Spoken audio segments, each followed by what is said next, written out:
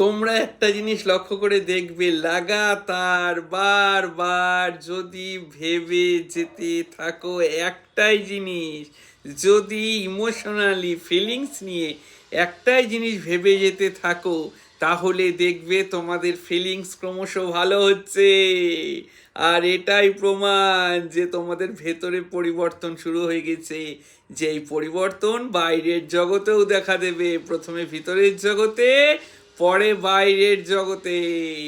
লক্ষ্য করে দেখবে, যদি তোমাদের ফিলিংস ভালো হয়ে গিয়ে থাকে, তাহলে তোমরা এটা আমাকে অনেক সময় বলো যে বাবা আমার ফিলিংস তো ভালো হয়ে গেছে। একই কথা বারবার ভেবে ভেবে ভেবে ভেবে আমি আমার ভেতরের ফিলিংস ভালো করে ফেলেছি, কিন্তু বাইরের জগতে তো এর কোনো প্রমাণ দেখতে পাচ্ছি না।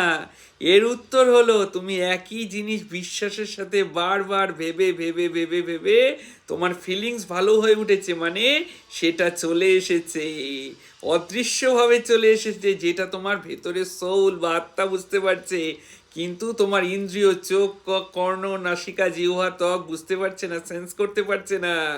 তাই তোমার ভেতর থেকে এত আনন্দ হচ্ছে, কিন্তু বাইরের জগতে তুমি এখনো দেখতে পাচ্ছ না। কিন্তু মনে রেখো, যা ভেতরের জগৎ বুঝতে পারে তা বাইরের জগতে ধরা দেবে। Happy life.